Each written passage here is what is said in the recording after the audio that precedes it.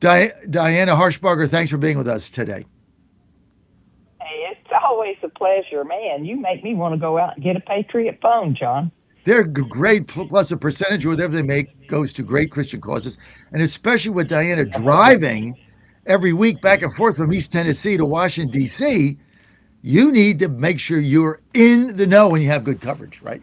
Just in case Oh, absolutely. Speaker Johnson calls you up and has to have your help, which I know often does because he knows you got the juice. So, okay, let's start with the State of the Union, Diana. What'd you think? Overall impression.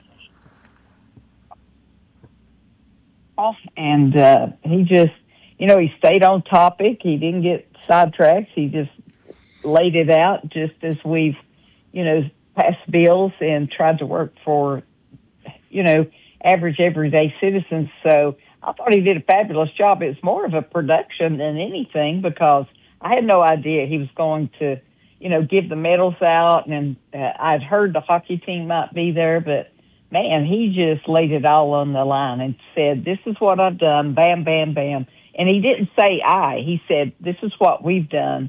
And he kept talking about the Congress because look, it was fragile thing to try to get everything passed with a two-person majority, and now we're down to a one-person majority. So, I think Mike Johnson's done a great job, and we just have to keep moving forward. But I sit across from where Al Green was again this year, and what's he do? He has another tactic. He just wants to get on TV, so he holds his sign up. But I thought it was funny when Mark Wayne Mullen came over, and I'm like, he tried to grab it and he missed it, and I'm thinking I could do an attack from the back and just jerk that right out of his hand, but I'm sure the president would see that. And I best just stay in my seat. But, then they come over and blocked him and took him out. I'm like, he did that last year waving his cane. And I guess if you want to get on TV, sit beside Al Green. That's all I can say. I did see you there. Actually, you were in several of the cameos wherever you were sitting. You were in several of the cameos there. There's 435 Congress people, and you were on TV two times. So I think you doubled anybody I else. make sure I get my seat, John. I mark that thing and I dare anybody to come near me. That's where I normally sit to vote. And so I've warned the staff. I told Speaker Johnson, I said, don't even think about taking this seat. Those people back home want to see that I'm here front and center. And man, we manned that. And Lance Gooden from Texas, we took turns watching over our seats all day. Well, that's what you got to do, right? I mean, that's you Yeah. want a fighter, and that's what you are. I want to get to the Democrats. I mean, just looking at them with their sour pusses, they didn't stood up. Mark Kelly there with the bald head looked like basically he swallowed a bowl of pickles before he came in, just all like sucked up. And I mean, then they wouldn't, when he said, "Hey, if you're for Americans first and not immigrants first, stand up." Not a single Democrat stood up. What was your reaction to that, Diana Harshbarger? Um, well, honestly, I didn't expect them to stand up. I thought they were going to boycott the event, but they can't help but get some TV time. So they're going to sit there like Omar and Tlaib, and they're just going to yell. I couldn't understand a word they were saying, but because, when that happens, then people start clapping and the president gets a little louder. But no, it's ridiculous. I hope the American public saw exactly what the left stands for. And well, of course, they didn't stand up when he talked about illegal immigration. And then, if you can't clap for those precious people in the audience that have gone through tragedies like being hit by an illegal driver in a semi and being shot in the head by somebody that was here illegally from Afghanistan, then you have a spirit and a soul problem because I don't even know what to say. The Bible tells you you'll be turned over to a reprobate mind after so long, and the Lord says, that's it. These people are reprobates, John. I don't know what else to call them. Reprobates? That's a pretty strong word. I haven't heard that in a while. Is that an East Tennessee term? Reprobates, Diana? Term, John. Pretty good. I'm gonna have to. These are you've given up all hope on these people. It's just about, oh my goodness, you can smack them in the face with facts, and they're still not gonna common sense, as Mark Twain said, common sense is not common. And I shall add, it's in dang short supply in D.C. So let's get to Congress. You got a one-seat majority until we get a few of these special elections done. I don't know how Johnson is holding this together, because from the outside looking in, it doesn't look like he's got a one-seat majority. He's pretty confident about what's going on. We got to get the DHS open, right? Because people are not getting paid. People that I know again are not getting paid that have to go to work. Especially you got TSA, you got Coast Guard. You got, the whole CISA organization is not getting paid. That is our cybersecurity. But yet the Democrats have no interest in doing anything without they want to get rid of ICE, which is not going to happen. So how do you solve this, Diana Harshbarger? We've told them, go ahead and keep everything shut down. You saw the storms coming through, the Northeast, and you don't have FEMA open either. So they're going to be hurting here in a little while. And I don't know why we would ever think we could negotiate with Chuck Schumer in the first place. Just jam it down their throat. It's kind of like the filibuster they keep talking about.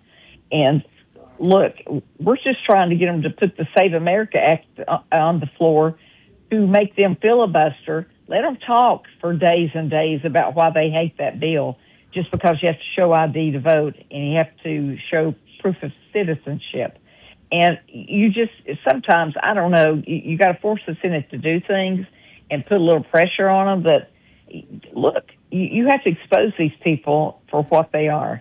And if they don't want this country to thrive and they don't want Americans to be safe and live a happy life and a prosperous life, then show them for what they are, John, for heaven's sakes. You can't even argue the points politically. I try to find common ground.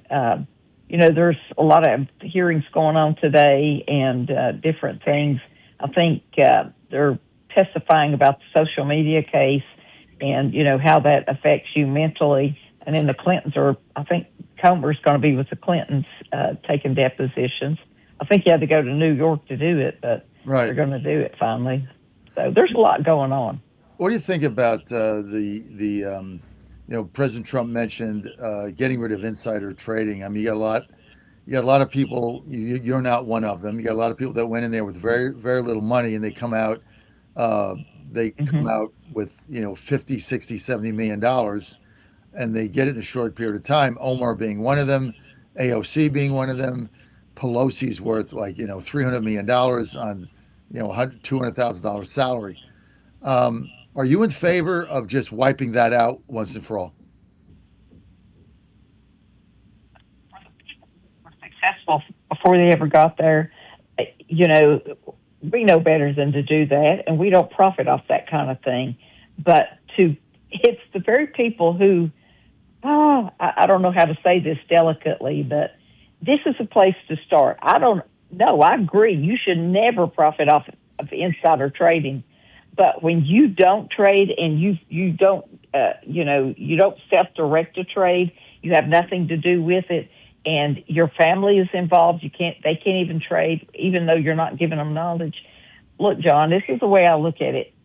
They don't want successful people in Congress because you know how to look for things. You're not going to profit off things because you know better than to do that. I don't know of anybody except the Democrats that's gotten something on the inside and, to profit, because I don't give any information. I sit on the most powerful committee in Congress.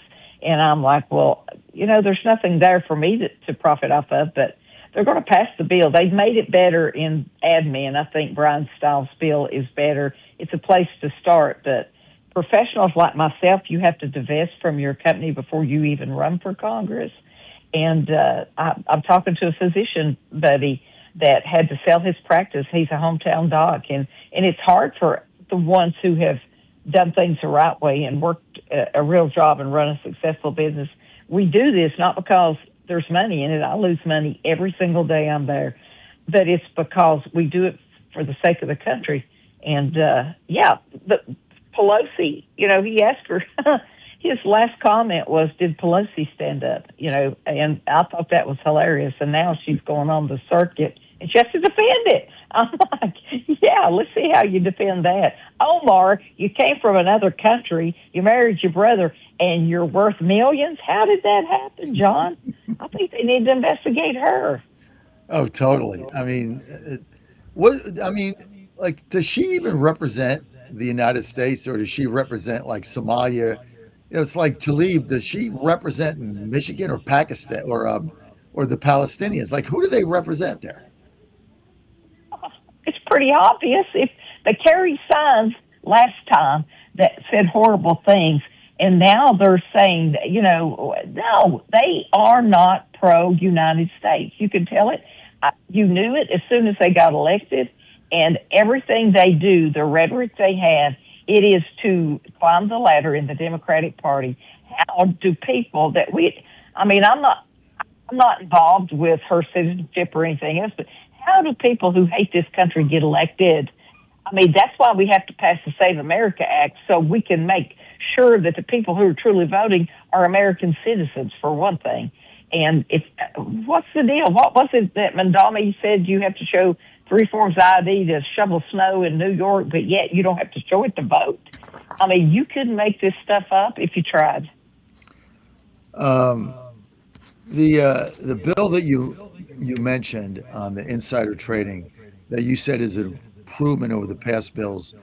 Are you going to vote for it? Why or why not? For it. I mean, I don't trade anyway. I stopped that, years ago. But like I say, I never self-directed anything. That never had anything to do with it. But of course, you want people to know that. Look, I'm not profiting off of insider trading, and anybody who votes no on that, they're going to question them. But of course, I'm going to. There's always more to do that, but there's ways around that, John. And I've heard that some members, there's a way to distance themselves, and they'll get maybe donors or somebody that they know to invest in certain ways. I'm like, if those people want to skirt it, they're going to skirt it. Yeah. But listen, look at my bank account. I have gone down, not up.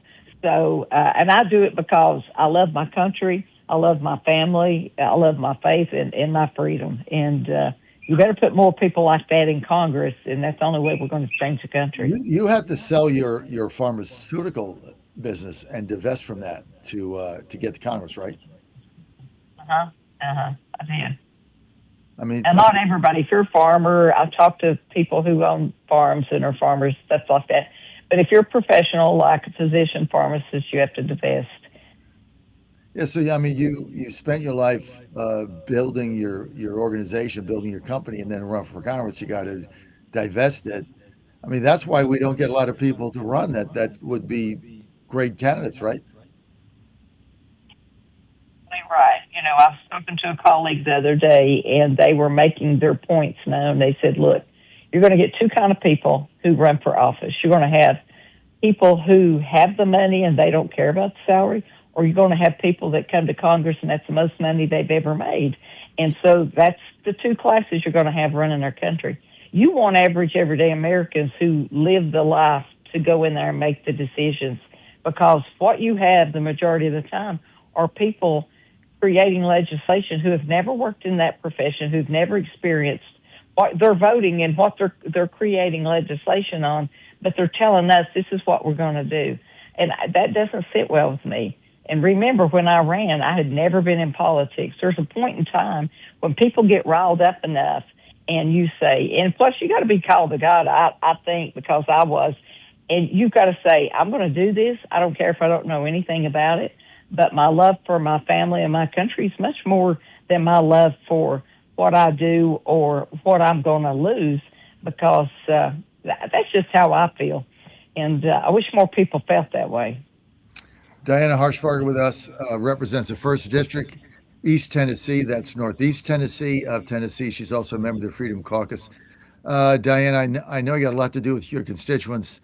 When you're talking to your constituents, and now we have this tariff situation going on, Supreme Court shot it down, but now Trump is going to try to do it in another way. Are your constituents seeing the tariffs as something like I do that's helping the economy and could help them, or do they feel that it's contributing to their affordability woes? What are your constituents saying? think they see it both ways. They see that it's helping them as far as, some of the legislation we've passed, but when it comes to them being able to afford groceries and things like that, yeah, I'm hearing that, look, this is it's more expensive. And anything that's imported, maybe you've got a small business, or say it's a tire place and you go in to get new tires, the prices are going to go up. And I've talked to bigger companies that do international business in my district, and, it is hurting them.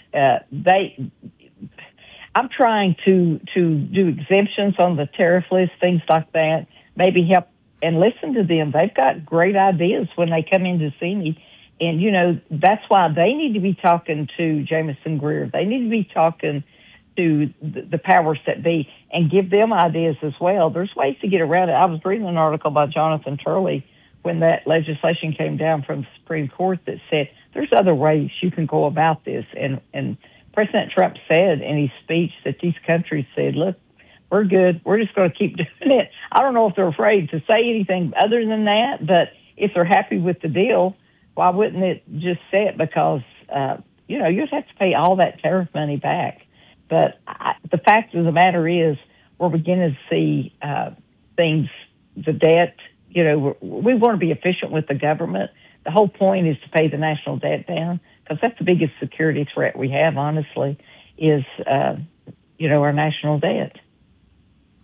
Diana, final thing. You have any thoughts on the governor's race in Tennessee? Major players in the race, and that's Senator Blackburn, who has really exceptional name ID. Most people in the state know her. And then you have Representative John Rose, who serves with me in the House, and they're both working hard. If you looked at the polls, it's going to be Marsha Blackburn for sure. And, not a lot of people have gotten into that race as far as endorsing or anything, because remember, we have a one-person majority in the House. Yeah. And John works with me on legislation, right, for my district on certain companies. But Marsha's been good to me, too, in the Senate when it comes to legislation and passing things. I just want our state to be well taken care of, and it depends on what the Tennessee voter says. That's who's going to win the election. But the polls, and I don't believe every poll, but Marsha's got higher name ID. It's hard to overcome. When you're up in every poll 80-10, I mean, I think you're in pretty good shape. Yeah. I'm like, 50, OMG. I mean, yeah, listen, that'd keep a lot of people out of the race. I know. 82-12 is a little bit tough to overcome.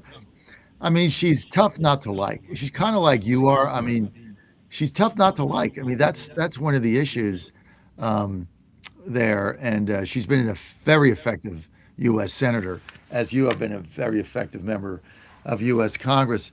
Diana Harshbarger, I want to thank you for your time. Thank you for the late notice and giving us a little insight. The State of the Union, final thing, the State of the Union speech. Our voters, our base voters, have not been energized. We've seen this in race after race. They're dispirited. Could this State of the Union address by the president for MAGA voters be the lightning rod, be the electric match that lit the torch to get people fired up again and get back out there ready for the midterms? What do you think? And, everybody in the audience was fired up. It was great when the hockey team came down. I wore my flag sweater just to represent the 250th anniversary, and here comes the hockey team with their shirts that said USA and had the flag. I'm like, I feel like I could get on the ice right now. So it fired me up. So people need to get that patriotic spirit back. And with all the things we're going to be doing before the 4th of July and with the 250th anniversary, hopefully they will look at that and say, I'm proud to be an American. Those young guys from that hockey team, John, I heard post interviews later on, they're going back to play for their prospective teams. And man, they are still saying America is the greatest country in the world to live in. I'm proud to be an American and I support my country. So I want that to catch like wildfire. And, I hope it brings them to the polls. The worst problem, even in a red state, a supermajority state like Tennessee, is the poor voter turnout because they're complacent. Yeah, I know So you they're do going to that. have to do something to light a fire. Yeah.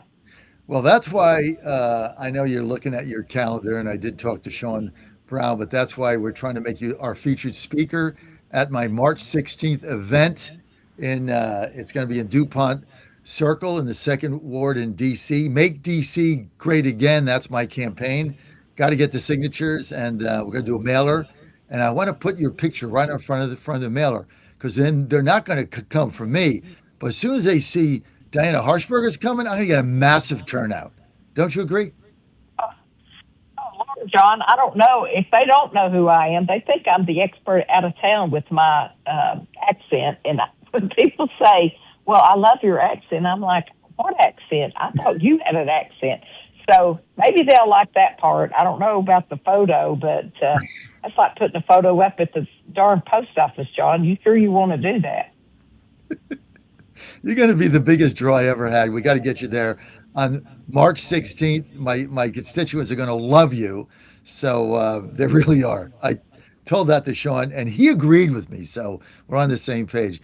But hopefully you can make that. Thank you for considering it, and we'll talk soon. Diana, people want to follow you on social media. Where do they go? And harshbarger.house.gov if they want the official side. So Very good. just contact the office, get online. You can look me up. And it's always a pleasure talking to you, John. I feel like I'm sitting around having a cup of coffee with you. That's the purpose of it, and it's kind of like I'm at your kitchen table, and you got the coffee going, and it's a great thing. But I look forward to having you on Yeah. again and seeing you on the 16th, and it's going to be a lot of fun. And Sean's going, so we're going to have a blast. I got Brandon Beach is going, the U.S. Treasurer, so you're going to be in good company. You're on the John Fredericks Media Network. That was Diana Harshbarger. Got Dr. Paul Alexander coming up. Want to keep it right here, 888 480 John.